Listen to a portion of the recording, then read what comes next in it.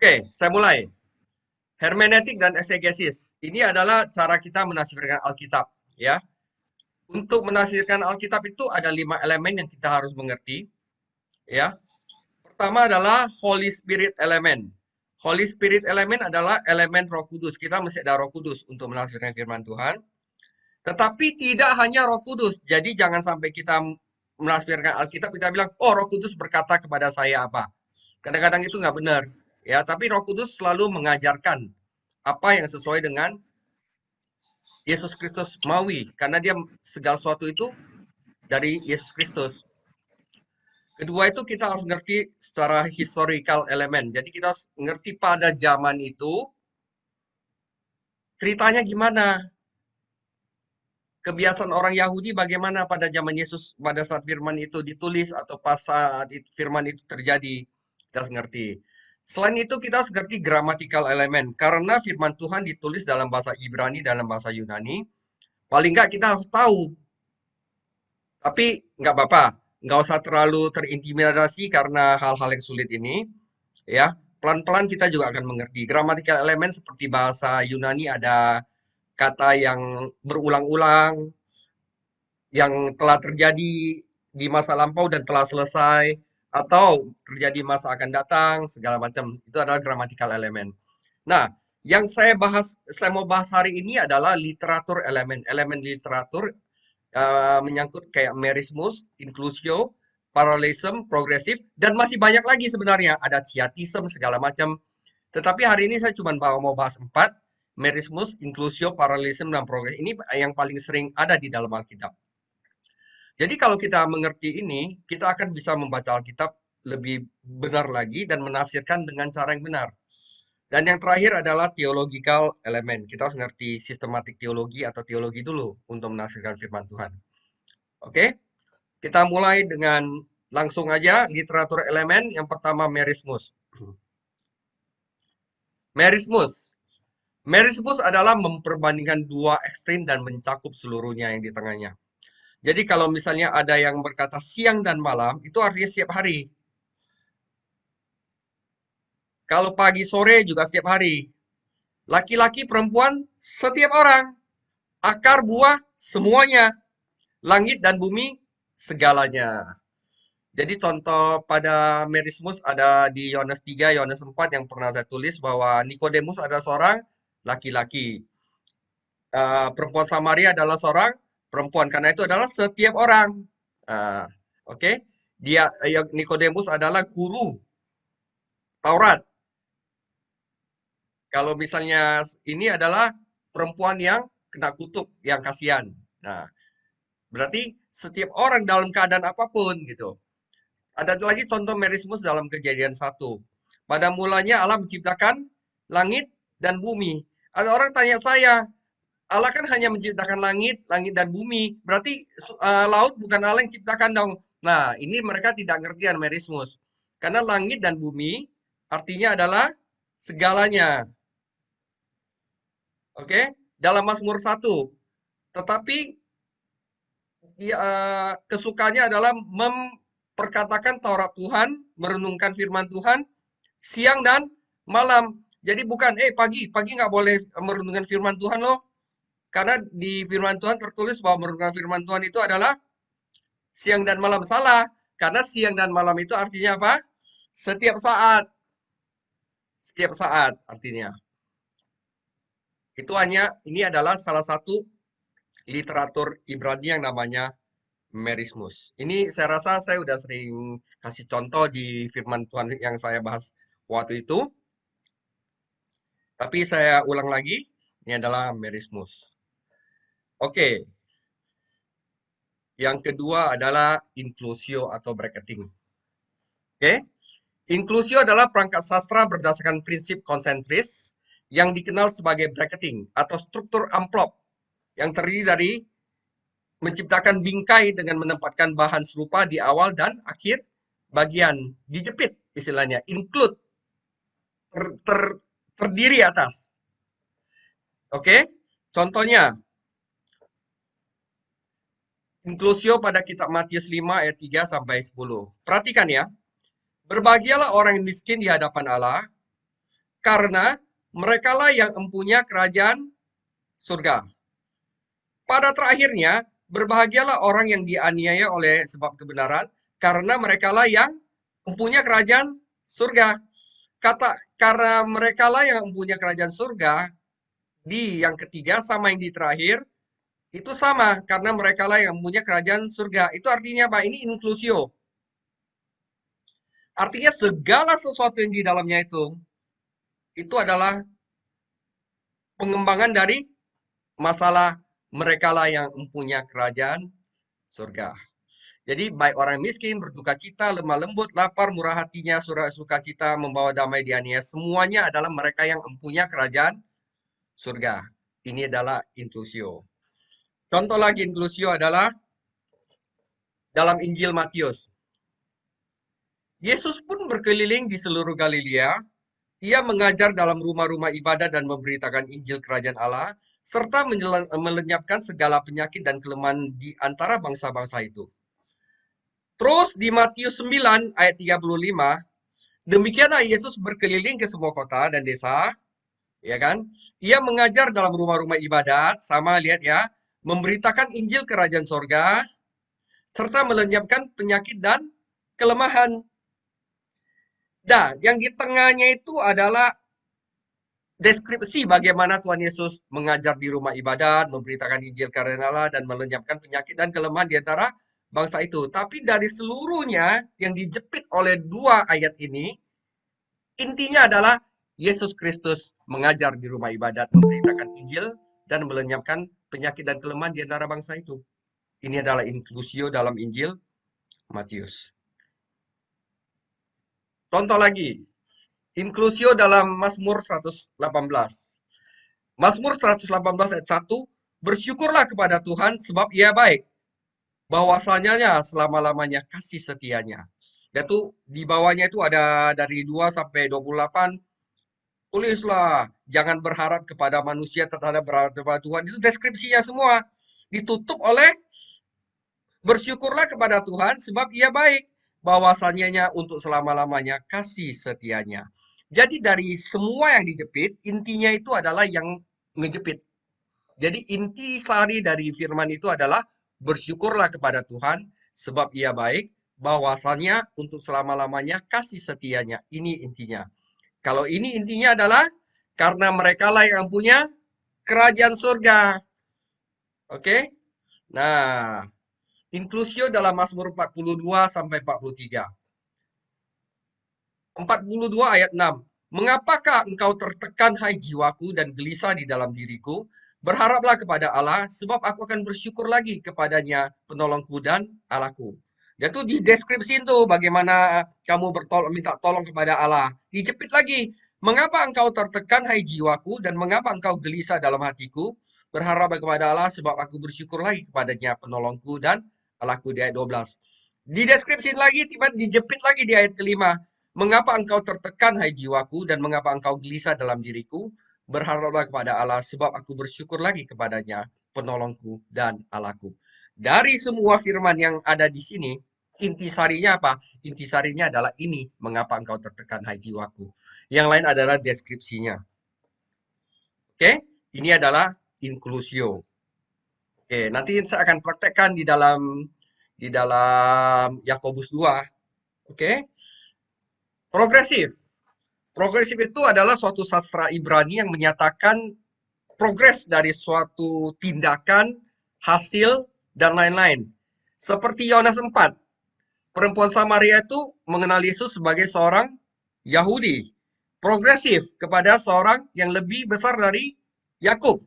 Progres lagi kepada seorang nabi. Dan terakhir progresnya adalah Yesus. Yohanes 15, akulah pokok anggur yang benar dan engkau adalah ranting-rantingnya. Pertama adalah tidak berbuah. Akhirnya progres lagi dengan berbuah. Habis itu progres lagi ke lebih banyak berbuah. Terakhir berprogres lagi berbuah banyak. Di dalam Efesus juga ada progresif. Pertama kita mati dalam dosa. Progres apa? Allah membangkitkan kita. Allah bekerja di dalam kita. Terus terakhir adalah Allah bekerja melalui kita. Itu adalah progresif. Di Mazmur 1 juga, berbahagialah orang yang tidak berjalan. Pertama, berjalan. Yang kedua adalah berdiri. Pertama berjalan, berdiri, dan tuh duduk. Itu progresif. Nah, oke. Itu adalah progresif. Nanti saya akan jelasin lebih lanjut. Terakhir adalah paralelism. Paralelism ada 3 macam. Pertama sinonim, kedua antitesis, yang ketiga adalah staircase atau anak tangga. Pertama saya kasih contoh dulu paralelism sinonim. Paralelism sinonim ada 2 atau lebih baris yang mengatakan hal yang sama menggunakan kata yang berbeda.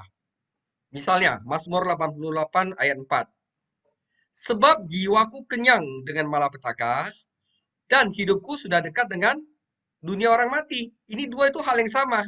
Cuman dideskripsikan dengan cara yang berbeda, dengan kata yang berbeda. Oke? Mazmur 78 ayat 5, telah ditetapkannya peringatan di Yakub dan hukum Taurat diberinya di Israel.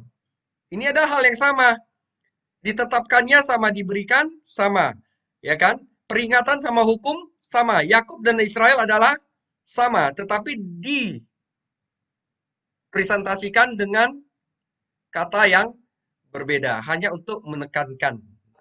Ini adalah paralelism yang sinonim. Oke? Kedua adalah paralelism yang antitetik, yang berlawanan. Paralelism antitetik adalah 2 baris yang menyatakan ide-ide yang berlawanan untuk mendukung kesimpulan yang sama. Misalnya, Mazmur 119 ayat 114. Aku membenci orang yang mendua hati, tetapi aku mencintai Tauratmu. Pertama, dia membenci orang dua hati. Membenci sama mencintai berlawanan. Orang mendua hati sama Taurat berlawanan. Tapi intisarinya adalah sama.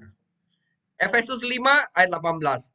Dan janganlah kamu mabuk oleh anggur, tetapi hendaklah kamu penuh dengan roh. Ini istilahnya apa? Kita orang itu bisa dikontrol atau dikendalikan oleh 2 hal, tetapi ini adalah 2 yang berlawanan, anggur dengan Roh Kudus. Yang satu bisa mabuk, Roh Kudus juga bisa mabuk. Yang pertama adalah mabuk yang nggak benar, yang satu adalah mabuk yang benar. Oke? Itu adalah paralelism antitetik, berlawanan. Yang pertama adalah sinonim, adalah yang sama. Terakhir adalah stairlight, adalah anak tangga, segala sesuatu yang dikembangkan terus-menerus. Paralelism anak tangga adalah 3 baris atau lebih yang membangun ide dengan memperluas istilah yang digunakan di baris sebelumnya. Contoh, Mazmur 103 ayat 2-5, pujilah Tuhan hai jiwaku, dan janganlah lupakan segala kebaikannya. Dan itu dikembangkan. Kebaikannya Tuhan itu seperti apa? Dia yang mengampuni segala kesalahanmu, yang menyembuhkan segala penyakitmu. Dikembangkan lagi. Kebaikannya apa? Dia yang menembus hidupmu dari lubang kubur dan memahkotai engkau dengan kasih setia dan rahmat. Dikembangkan lagi. Dia yang memuaskan hasratmu dengan kebaikan sehingga pada masa mudamu jadi baru seperti pada burung Raja Wali. Intinya adalah apa? Jangan lupakan segala kebaikan Tuhan. Ini adalah paralelism staircase. Idenya sama, cuman dikatakan dengan cara yang berbeda. Ini adalah salah satu teknik untuk memuji Tuhan. Katakan seluruhnya. Oke. Contoh lagi, paralelism anak tangga. Bersyukurlah kepada Tuhan sebab ia baik, bahwasanya untuk selama-lamanya kasih setianya. Seperti yang tadi ya. Biarlah Israel berkata, bahwasanya selama-lamanya kasih setianya. Ya kan? Naik lagi, biarlah kaum Harun berkata bahwasanya untuk selama-lamanya kasih setianya. Naik lagi, biarlah orang yang takut akan Tuhan berkata bahwasanya untuk selama-lamanya kasih setianya. Oke, ini adalah paralelism anak tangga. Saya kasih contoh. Mazmur 1, di sini ada paralelism, ada progresif, ada paralelism antitetik. Saya kasih lihat ya. Berbahagialah, ada progresif juga. Berbahagialah orang yang tidak berjalan. Pertama, menurut nasihat orang fasik. Oke, yang tidak berdiri. Kedua, di jalan orang berdosa. Yang kedua, yang tidak duduk. Dalam kumpulan pencemooh. Fasik, berdosa, pencemooh itu adalah hal yang sama. Jadi di sini ada paralelisme yang sinonim. Sebenarnya bukan, oh, saya tidak berjalan di pencemooh, sama. Fasik, berdosa, pencemooh itu sama. Tetapi kalau tidak berjalan, tidak berdiri, dan tidak duduk itu progresif. Pertama, tidak berjalan ya cuma numpang lewat aja di orang-orang yang fasik. Tapi kalau udah berdiri, berarti kamu udah ada perhatiannya, kamu udah sedikit mendengarkan apa yang dia katakan. Tapi kalau udah duduk, kamu udah merencanakan. Jadi ini ada progresif dari tidak berjalan menjadi berdiri, jadi berjalan menjadi berdiri, dari berdiri udah duduk bareng. Ini adalah progresif. Tapi di sini ada paralelisme bahwa orang fasik, orang berdosa, orang pencemooh itu sebenarnya sama. Cuman diekspresikan dengan cara yang berbeda. Dan di sini juga ada paralelisme antitetik. Jangan begini, tetapi yang kesukaannya ialah Taurat Tuhan. Jangan ini, tetapi ini. Dan yang merenungkan Taurat itu siang dan malam, ada merismus di sini. Yang merenungkan Taurat Tuhan setiap saat, artinya. Jadi kalau saya tafsirkan ini adalah berbahagialah orang yang pertama jangan berjalan, kedua jangan berdiri, dan jangan duduk di kumpulan orang berdosa pada umumnya, karena ini tiga sama, paralelisme sinonim. Tetapi antitetik, kesukaannya adalah Taurat Tuhan, dan yang merenungkan itu siang dan malam. Yang merenungkan Taurat itu setiap saat. Jadi dalam dua ayat ini aja udah ada tiga literatur Ibrani yang kita bisa pakai. Oke? Oke. Sebentar, ada pertanyaan? Ada pertanyaan? Bingung nggak?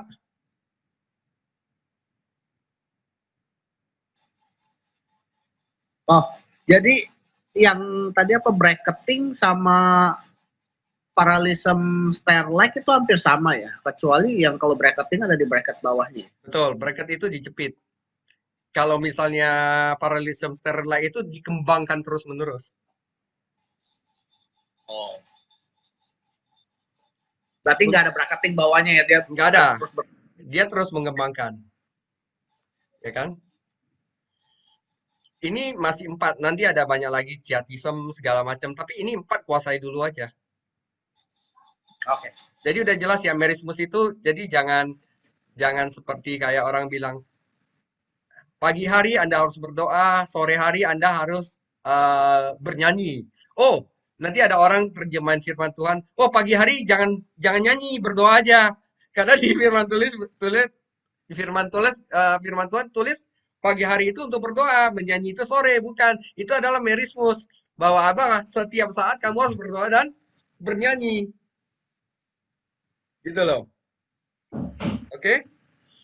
Jadi pertama merismus udah tahu, inklusio udah tahu, bracketing, progresif udah tahu, dan paralelisme udah tahu kan ya. Oke, kita action di Yakobus 2.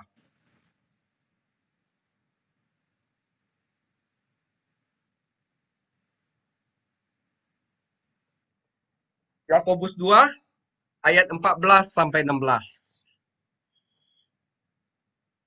Apa gunanya saudara-saudaraku jika seorang mengatakan bahwa ia mempunyai iman padahal ia tidak mempunyai perbuatan? Dapatkah iman itu menyelamatkan dia?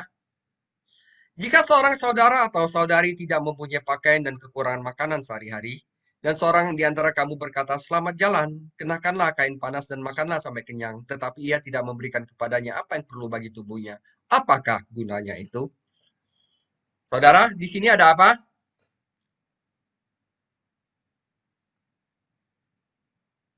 Di sini ada inklusio, saudara. Apa gunanya? Apa gunanya? Jadi, kesimpulan dari ini semua, apa gunanya iman tanpa perbuatan? Dijepit. Oke? Nah, saya akan bahas apa gunanya. Apa gunanya? Oke? Nah, di sini saya akan masukkan sedikit grammatical elemen dari hermeneutik ayat 14a. Apa gunanya? Frasa Yunani Tito Opelos secara harfiah berarti apa manfaatnya? Ekspresi tetap yang selalu mengharapkan jawaban negatif.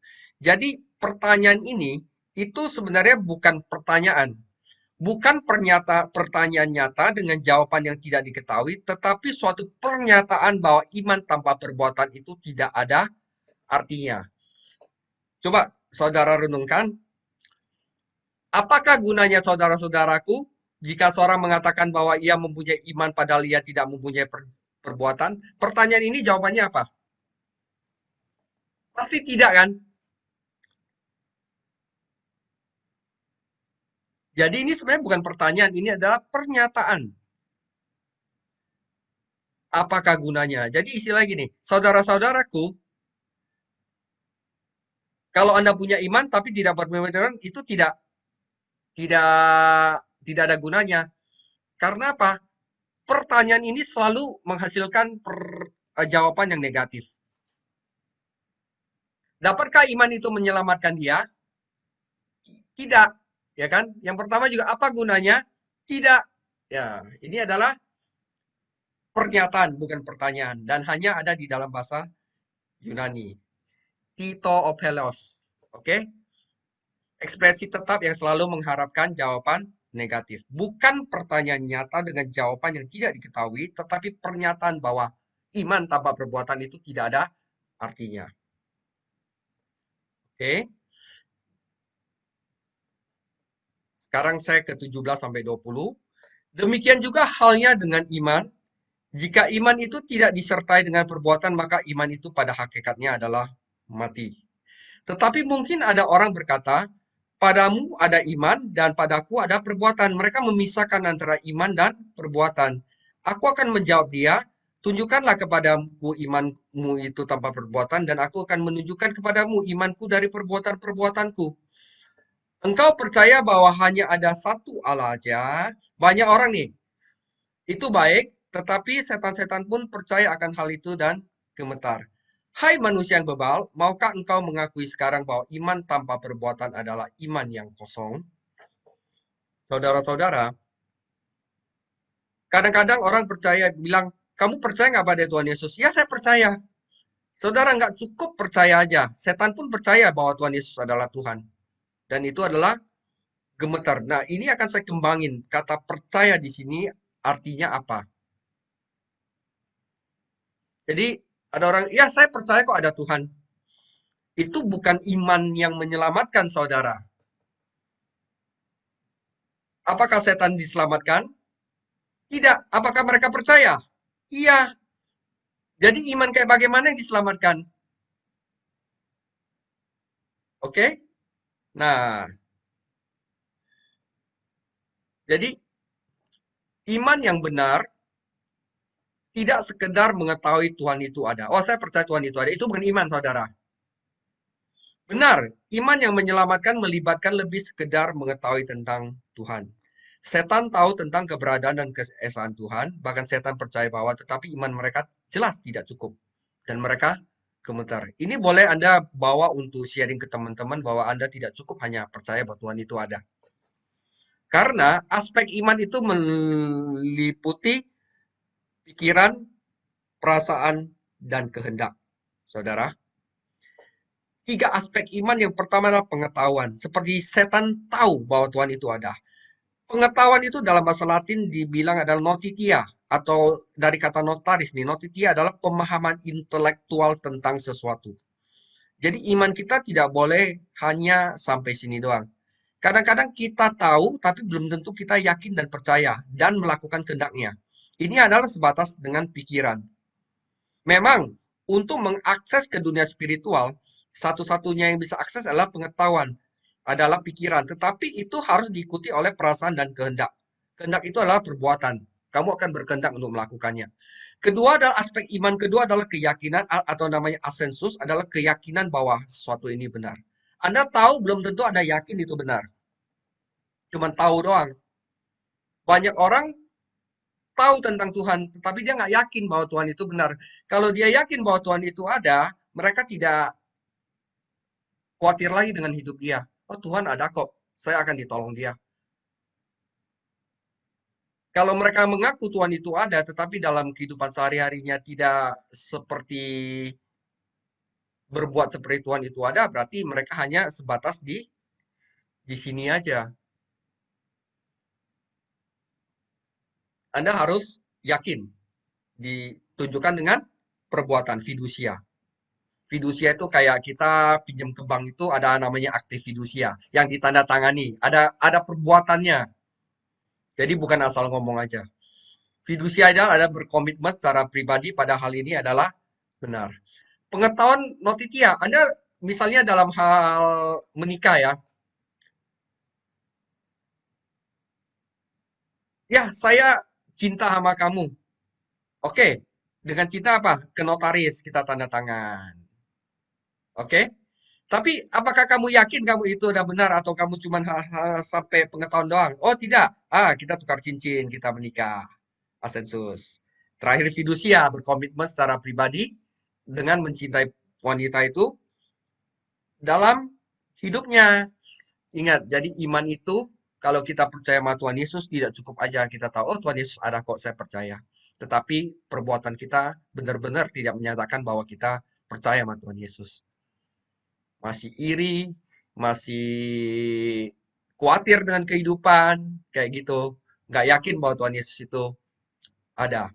Dan tindakannya ya kayak begitu. Ya, ingat ya.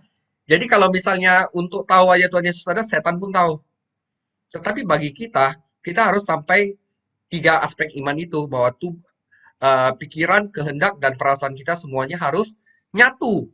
Bahwa kita yakin bahwa Yesus ada, disertai dengan perbuatan kita. Kita yakin Yesus itu ada, kita baca firman Tuhan. Kita yakin dengan baca firman Tuhan, itu akan menjadi sesuatu yang bermanfaat bagi kita.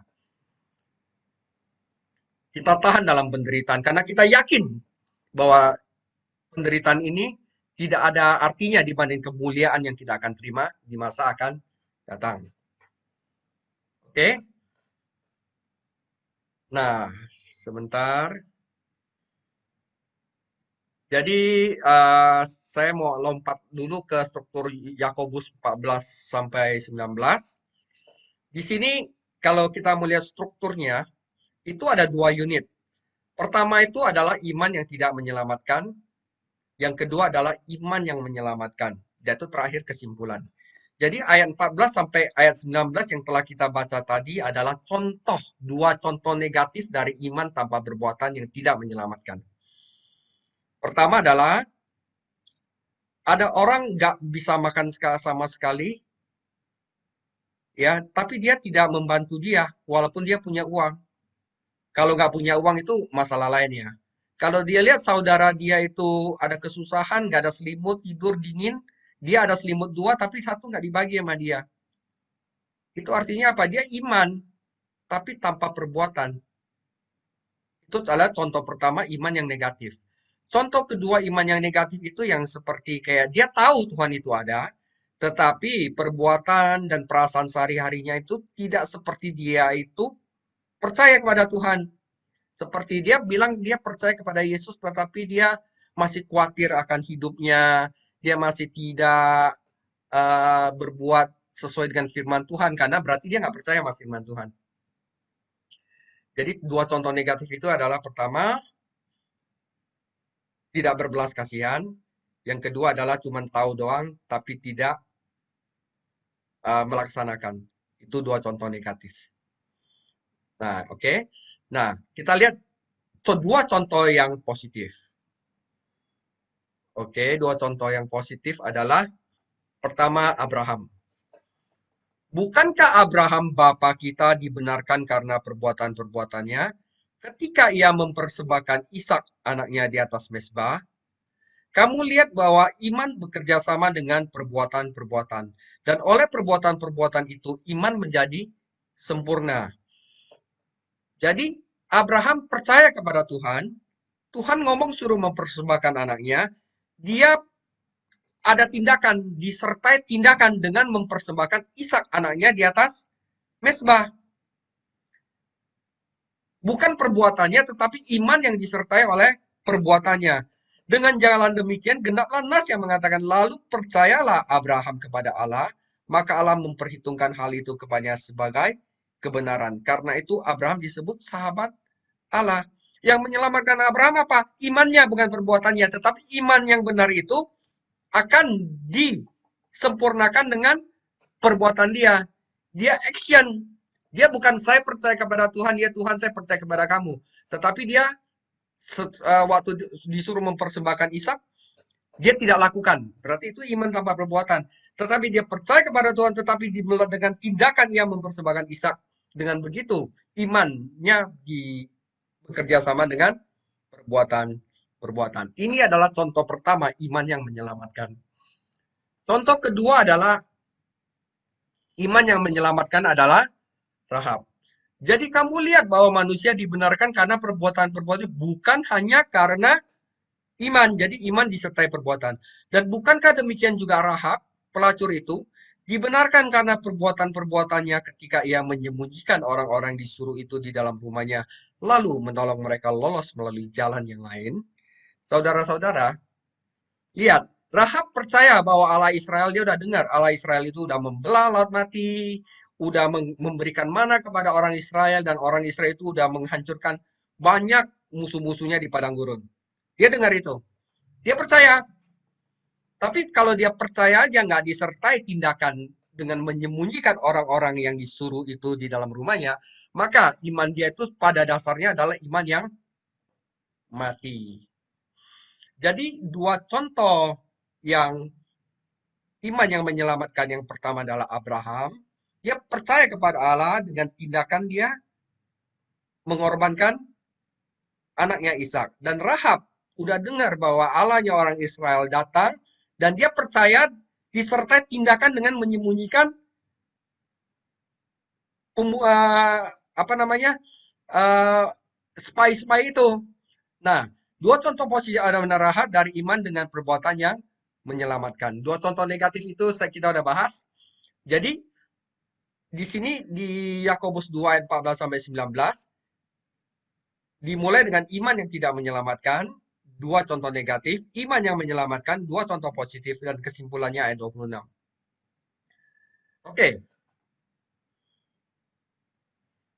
Iman yang menyelamatkan Rahab ya, tadi udah. Ada merismus di sini. Merismus dalam iman yang menyelamatkan. Abraham dan Rahab. Kenapa dipersandingkan antara Abraham dengan Rahab dalam dua iman yang menyelamatkan yang positif? Abraham adalah laki-laki. Rahab adalah perempuan. Abraham adalah bapa umat pilihan. Rahab adalah pelacur. Abraham adalah bapa orang Yahudi. Rahab adalah bukan orang Yahudi. Ini artinya apa? Aplikasi merismus dalam iman yang menyelamatkan. Panggilan untuk mendemonstrasikan iman yang benar dan menyelamatkan adalah sama untuk semua umat Tuhan. Nggak peduli Anda seorang bapak orang percaya atau Anda seorang pelacur. Tidak ada bedanya apakah Anda adalah laki-laki yang merupakan bapa besar dari agama Yahudi, Abraham, atau Rahab, wanita yang bukan Yahudi dan pelacur. Semua orang percaya dipanggil untuk menunjukkan jenis iman sejati yang memanifestasikan dirinya dengan jelas dalam karya kebaikan dan ketaatan. Ini adalah aplikasi merismus dalam iman yang menyelamatkan. Selain firman ini memberi contoh Abraham dan Rahab, sekaligus dia menyatakan bahwa ini adalah untuk semua umat Tuhan. Tidak peduli kamu laki-laki atau perempuan, tidak peduli status Anda, dan tidak peduli Anda orang Yahudi atau bukan Yahudi. Semua orang percaya dipanggil untuk menunjukkan jenis iman sejati dengan ini. Kalau Anda percaya bahwa Yesus Kristus adalah Tuhan, kenapa Anda tidak baca Alkitab? Kalau Anda percaya bahwa Yesus Kristus adalah Tuhan, kenapa Anda mesti khawatir akan kehidupan Anda? Jika Anda percaya bahwa Tuhan itu ada, mengapa Anda sekarang tidak menjadi sia-sia dan ketaatan kepadanya? Jika tidak, berarti iman kamu adalah iman yang palsu. Seperti setan, percaya juga Tuhan Yesus ada, tapi dia tidak melakukannya. Seperti orang gereja juga, Dia ada uang, bisa menyisihkan makanannya kepada orang yang tidak makan, tetapi dia tidak melakukannya. Dia punya selimut dua, dia bisa memberikan selimut itu kepada orang lain, tetapi dia tidak memberikannya. Itu berarti tidak mempunyai iman. Bukankah di firman Tuhan dikatakan, barang siapa yang memperhatikan salah satu orang yang hina ini, maka sebenarnya engkau telah melakukannya untuk aku. Amin, saudara. Nah, kesimpulan. Kesimpulannya ayat 26, sebab seperti tubuh tanpa roh adalah mati, demikian juga iman tanpa perbuatan adalah mati. Jadi diilustrasikan bahwa seperti tubuh roh mati, ini adalah paralelisme saudara-saudara. Iman tanpa perbuatan adalah mati. Menyatakan dua hal yang sama, cuma pakai kata yang berbeda. Jadi roh di sini adalah prinsip hidup yang menyebabkan tubuh menjadi hidup. Bisa dibaca ini firmannya. Tidak ada roh berarti orang mati. Tidak ada perbuatan berarti iman yang mati. Kesimpulan, iman dan perbuatan tidak bisa dipisahkan. Oke? Jelas demikian firman Tuhan dan penggunaan literatur-literatur, elemen literatur dalam penafsiran firman Tuhan dengan benar. Selanjutnya kita akan diskusi.